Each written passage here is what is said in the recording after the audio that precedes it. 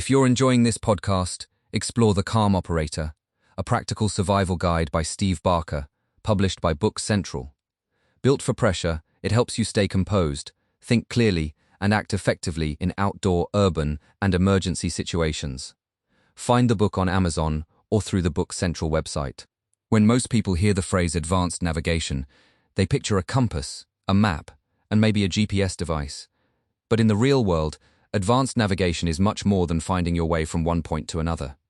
It is the skill of moving with purpose when visibility drops, landmarks disappear, batteries fail, trails end, and stress starts to cloud judgment. In this episode, we're looking at navigation as a survival discipline, one that combines observation, planning, terrain reading, and decision-making under pressure. The first thing to understand is that advanced navigation starts before you move. Good navigators build a picture of the route in their head before taking the first step.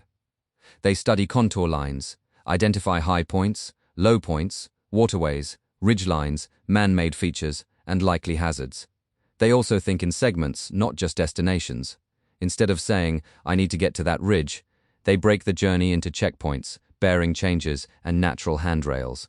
This reduces confusion and gives you more chances to verify your position along the way. In survival situations, that kind of structure can keep a minor mistake from becoming a major one. The second key skill is terrain association. This is where advanced navigation moves beyond simply following a compass heading. You learn to match what you see on the ground with what you expect from the map. A slope that should be gentle but suddenly steepens, a stream that bends earlier than expected, or a valley that opens wider than planned are all clues. The landscape is constantly giving you information, and the best navigators pay attention. When visibility is poor, terrain association becomes even more valuable because it lets you navigate by shape, angle, and distance, rather than relying only on a direct line of sight. It is one of the most reliable ways to stay oriented when conditions are changing fast.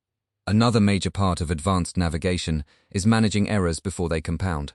Even skilled people drift off course over time, especially in thick forest, snow, darkness, or rough terrain. That is why deliberate checks matter. You confirm your bearing, estimate distance traveled, and compare your surroundings to your plan at regular intervals.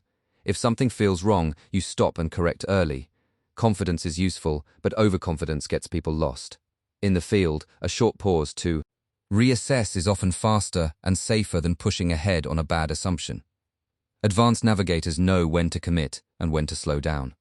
Finally, there is the mental side of navigation. Stress, fatigue, hunger, and fear all affect decision-making.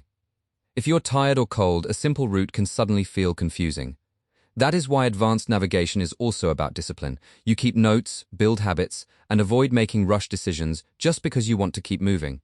Sometimes the smartest move is to stop, make camp, improve visibility, wait for daylight, or choose a safer line. Navigation is not just about reaching the destination. It is about arriving there with enough energy, awareness, and control to handle whatever comes next.